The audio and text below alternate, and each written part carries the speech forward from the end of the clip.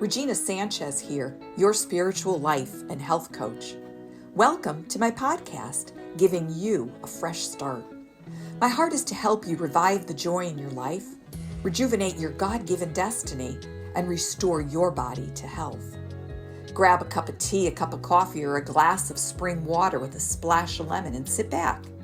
Take notes if you can, and enjoy the teaching I'm about to embark on. Let's get started, giving you a fresh start.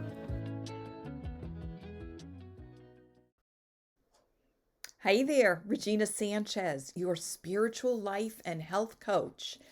And I will believe in you even when you don't even believe in yourself. So welcome again to my podcast. And this week I want to focus or continue to focus on some emotional recovery or healing.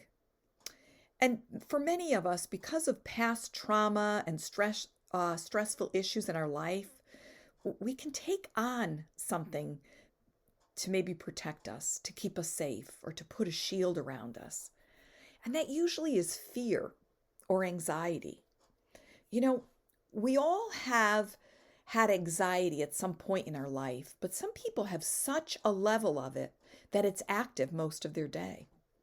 Anxiety had been a very big part of my life. Actually, it was part of my life for so long that I would be hard to remember a time, years ago when it wasn't there. It's been there for so long, or it had been there for so long that it actually at one point in my life seemed like it was my friend. And it wasn't a friend that I really wanted to keep or hold on to, or not necessarily a friend that I was glad I developed a relationship with. But nonetheless, it had been such a part of my life that it seemed like it was my best friend or my friend. Maybe not my best friend. But I had finally gotten to a point that I decided I wanted a divorce from this friend and that we were going to part ways. And the crazy thing is, this friend sometimes just didn't want to go away. It wanted to hold on.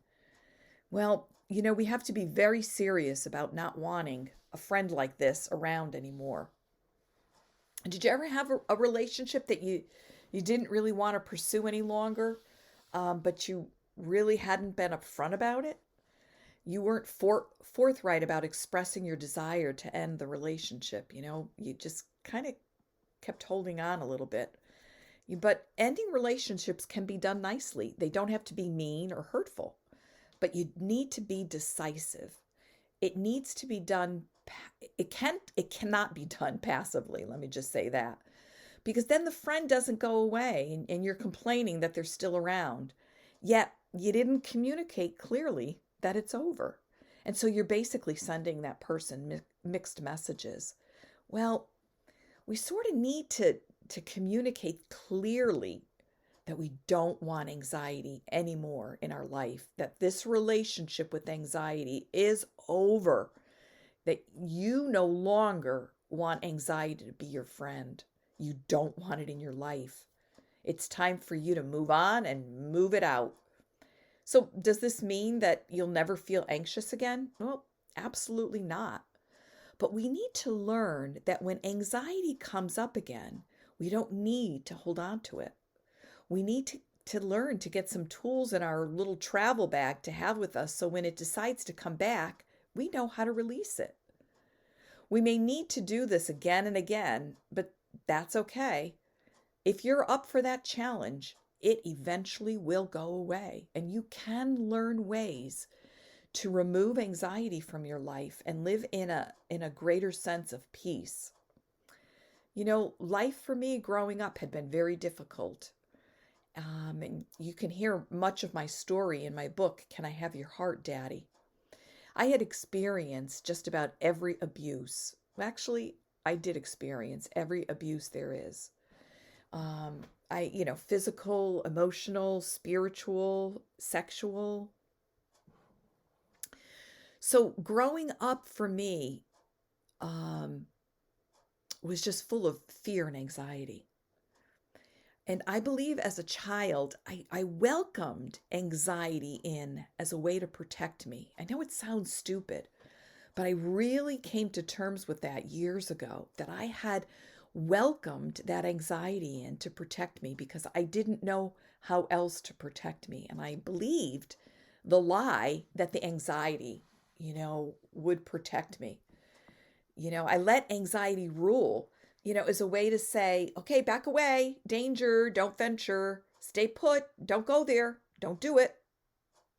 Those were all the things that anxiety was doing for me. Get the picture? But the only problem with that was that this friend took a little too much control and began applying itself to areas in my life where I should not have been responding in that fashion. I should have developed, grown, and felt challenged to venture into doing new things, even if they were hard. But instead, I listened to this friend and it held me back in many areas of my life. Well, now in my adult life, I had become aware that I lived most of my time in that sympathetic nervous system, that fight or flight mode, and not in that parasympathetic nervous system, and it was affecting my body. There was a period of time, a short window, thank God, that I was dealing with, on and off high blood pressure, slightly elevated cholesterol, and many, many sleepless nights. But the wonderful thing is that our bodies are a beautiful machine created by an awesome God. And it is His desire that we live in health, divine health. Our God is so awesome and so powerful that He can truly choose to miraculously heal us from all diseases and health issues. He can, just like boom, and you're healed. I mean, it is possible, it happens. But I also believe that healing is a partnership. He wants us to partner with Him to not only bring that healing to our body, but to have it sustain itself. So if we don't learn healthy lifestyle habits, God can zap that illness out of you. He can bring healing to your body. But if we don't learn, how to live a healthy lifestyle and we don't make lifestyle changes, then we could just deal with that illness back at us. So we need to learn new ways to handle, especially anxiety, when it comes up at us again. Otherwise, we'll be back where we started. And I promise anxiety will continue to pop its ugly head at you and, continue to wreak havoc in your body, in your heart, in your mind. So what do we do to be rid of this anxiety, to be rid of this stress? Well, I'll not be able to cover all options, but I think I'm going to give you a good handful of ideas and things you can do to begin venturing on that path of living in a greater sense of peace. And hopefully these ideas and these steps will propel you to get started. The key to every and any health issue is you really need to do your own research. Don't rely on what I'm telling you, on any other health coach telling you, or even what your doctor's telling you. There's so much information out there that your doctor cannot possibly keep up with everything. I remember years ago, back in the early 2000s when I was homeschooling, for a number of years, I, had the privilege, and it really was a privilege, to attend a homeschool convention in Orlando, Florida. I lived in Connecticut. And the homeschool convention in Florida was outstanding. And there was like 10,000 people that attended. There were over 200 workshops for us parents to attend. It was incredible. And so I attended a class on how to teach your children to research, because the concept was if we could teach our children how to research, they'll move on successfully in life. We live in this information, and there simply is just too much information out there to keep up on it. So the instructor, created this curriculum that we could use to teach our children on how to research. It was, how to research. Now, mind you, this was 22 years ago. How to use an atlas and how to use an encyclopedia and how to use a phone book, right? Back 22 years ago when that was necessary. But it was teaching all the different mediums out there to find information and how to do it. And her reasoning for doing it, for creating this curriculum, I thought was fabulous. And she said, now this was back in 2000, 22 years ago.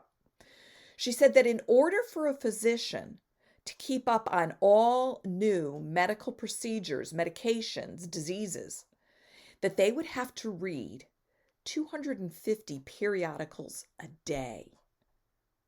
A day. Who could do that? What physician could do that? So it behooves us to do our own research. It behooves us to educate ourselves. It behooves us to be an informed consumer, because after all, it's our health. Now, I'm not saying don't go to a doctor. What I'm saying is, go to the doctor with maybe your issues, your medical issue, but go armed. Go armed with information so that if your doctor might be guiding you on a path that doesn't fit what you want to do, at least you would have some knowledge behind that issue or another issue that you may want to talk to him about, or another protocol to get you into your mode of health. It's our bodies. We need to be responsible for it all. So what are some of the ways to get started to remove that anxiety from our body? Well, I say this all the time. If there has been trauma in your life, that is unhealed, it needs to be healed.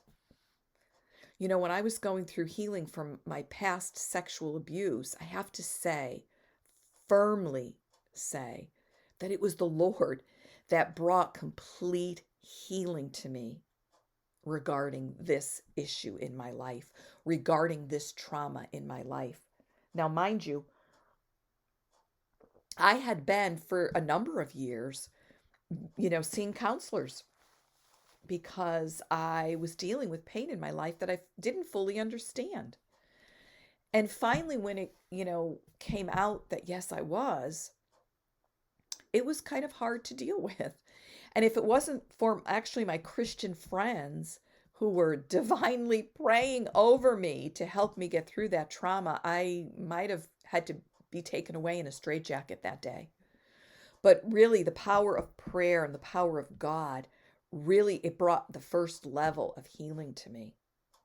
And then, a few years later, maybe 4 or 5 years later, I felt like I needed to dig a little deeper into this healing. And, that's when I had seen a counselor, and she was a Christian counselor, and we would pray, and she would pray, and we would talk about issues, and things would come up, memories would come up, and I could be sitting in a fetal position in the chair, crying hysterically, wanting to run out of the room. And she would encourage me, stay with it, stay with it. This is just the memory. It's not the act. And so I would stay with it. I would go through, blubbering, crying, hysterical. Finally, when I would calm down, she would say to me, "Can you now ask the Lord to come in and bring healing?" And I would. And I am telling you, every single time I did that, I had healing in that area. And I never, ever walked out of a session feeling drained, exhausted, emotionally upset. I was at peace, and I totally give it to the Lord. So if there's trauma, I highly encourage you to get healing. Step number 2, be cautious about the food you're eating and the beverages you're drinking. We need to take care of our microbiome, our gut. You know, it is said that some anxieties, some depressions actually are created in the gut. Now, some of it might be because of trauma and issues in our life or situations we're in that's causing anxiety.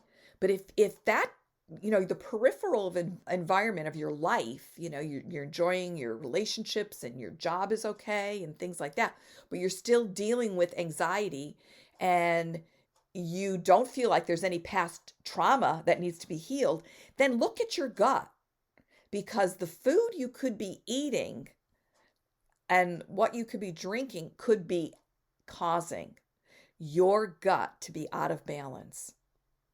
So if you're in a position and you're ready to deal with this anxiety, you're ready to say, I'm done, I want this out of my life, I don't want it anymore, then I would avoid certain things. I would avoid foods like caffeine and sugar, especially processed foods, or meats with sodium nitrates and sodium sulfates, or artificial sweeteners, or high fructose corn syrup, or MSG, which is now, defined as E621 or yeast extract, or actually 50 other names because they've renamed MSG.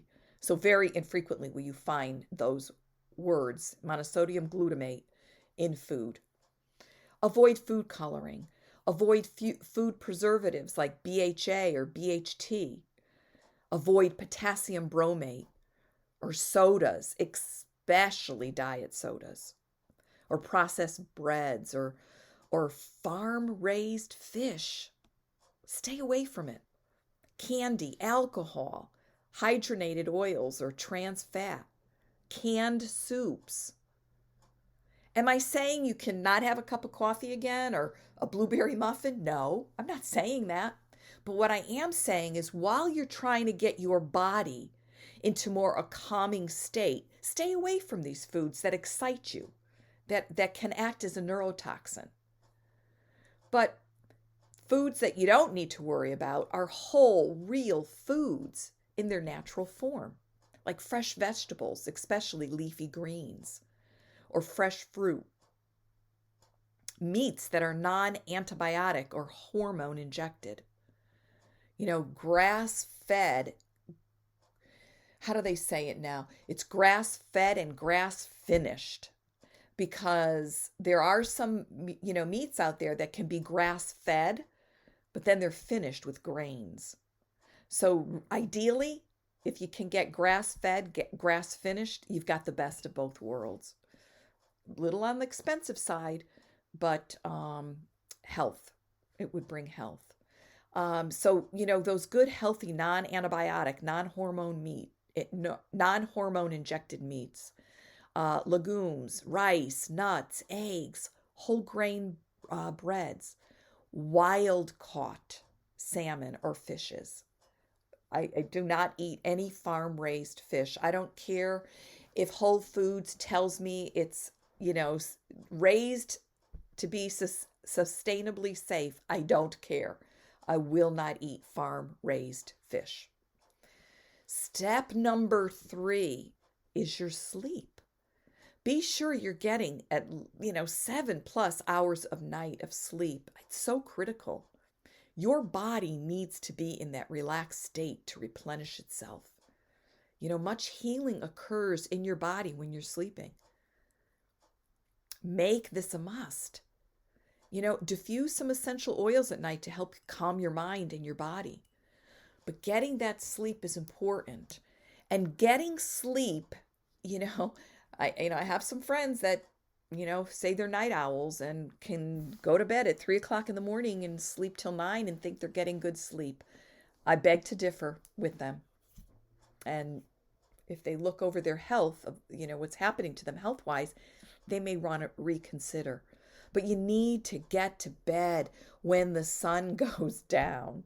That's what the farmers used to do, because your body starts, the melatonin, when the sun goes down, the body starts producing melatonin. You need to let that hormone of melatonin produce as much naturally as it can. Now, of course, we know we live in in society now where there's a lot of technology, and we got electricity, we got lights, and we got TVs and all of that kind of stuff. So we prevent our melatonin from actually working the way it should because of that. But years ago, when there was candlelight living, when the sun went down, you went to bed because your body was ready. So just, really reevaluate your sleep. Step number 4, turn off the computer, your iPad, your tablet, your cell phone, your TV at least an hour before you go to bed. Because the Blu-ray light from these electronics, they wreak havoc on your melatonin and makes your body think it's still early. I don't need to relax. I don't need to go to sleep. So then you don't necessarily fall asleep, or you fall asleep, but you don't sleep well.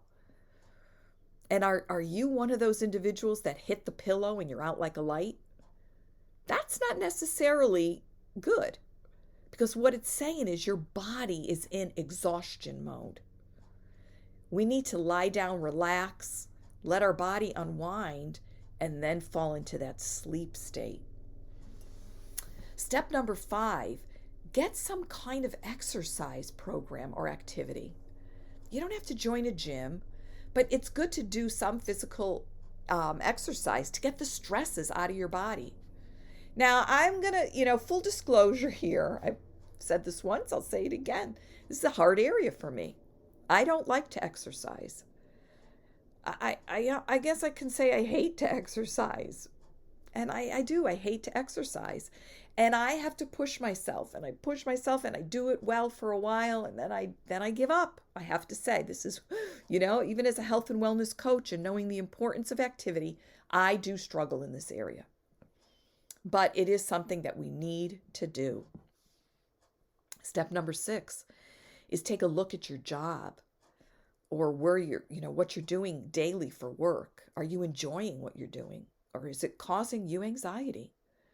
And this is very important to look at. We spend a great deal of our time working. And if we're going to work those 8+ hours a day stressed, well, we're really causing harm to the health of our body. So consider a new job, or consider doing a paradigm shift of the way you're thinking of what's happening in your job. To, if you're not in a position to find another job, or you've been looking for another job and not finding success, then think about doing a paradigm shift.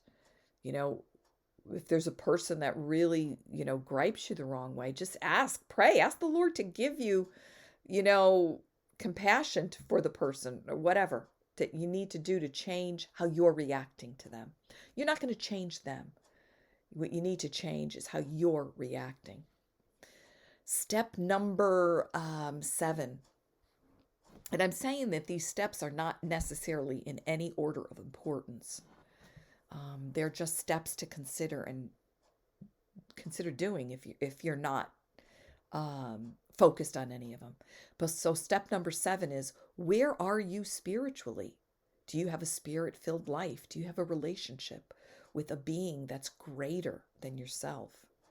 For me, I'm a believer in Christ, and I have to say, if it wasn't for that belief and faith in Him, I'd be at a worse place emotionally. The trauma from my past, the trauma from my divorce, the stress of starting my own business, of at one time dealing with 2 elderly parents who were medically challenged, would have put me under. But knowing that I had help from my Father in heaven got me through each and every issue. So I find a spiritual life is very important.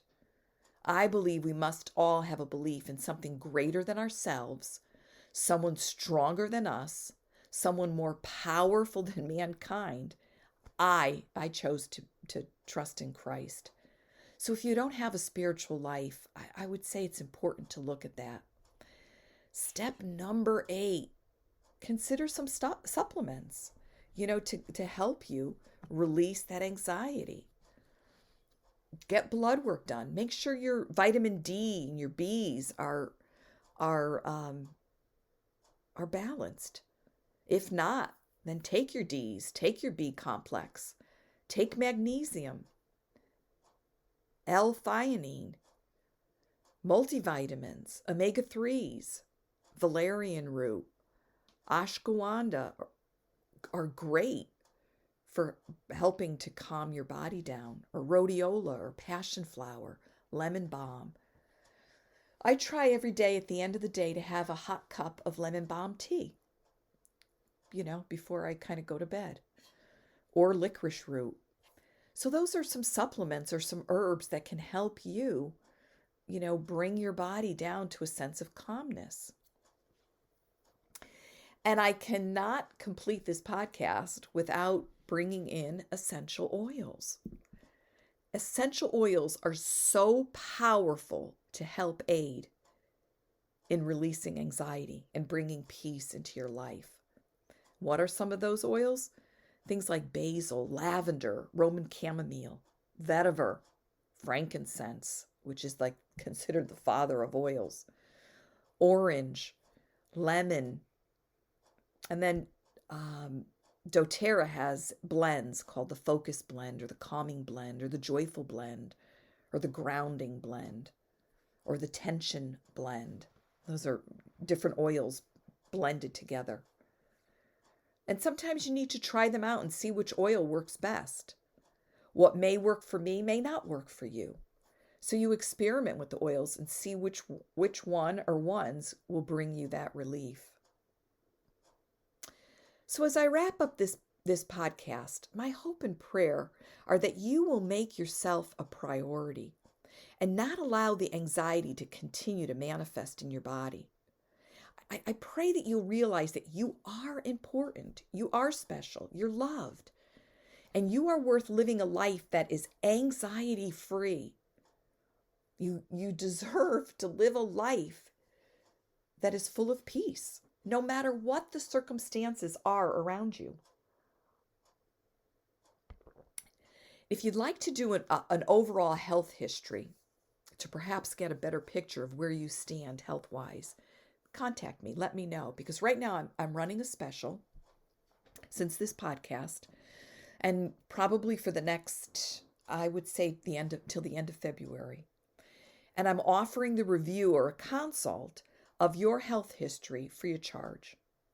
And it's just a questionnaire that you fill out, health information overall about a number of things in your life. We look at primary foods and secondary, and we do a review. And I could perhaps point out some issues where I may see you falling.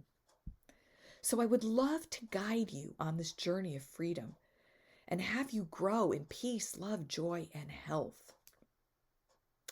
And lastly, in the summary below are the ways you can connect with me on social media. I'll also, in the summary below, have a PDF download of these steps that you can download and read and have with you to decide, I am faltering in this area, and let me put some focus on it. And then do not forget to download the first chapters of my book, Can I Have Your Heart, Daddy? It is my journey to the heart of the Father, and I promise you, it will bless you. So thank you for taking the time to listen. Be blessed, be encouraged, and know you are loved. Thanks for listening.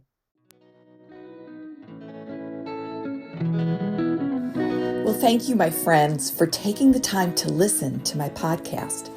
I hope you found it uplifting and encouraging, and that it guides you to having peace, joy, love, and health in your life. If you would like more information on the services I offer, go to my website, reginasanchez.com. Or if you're ready to dive into my teachings, head on over to givingyouafreshstart.com. This is where I will teach you how to start fresh on different aspects of your life. You can also find my book, Can I Have Your Heart, Daddy, on Amazon. Be blessed, be encouraged, and know that you are loved.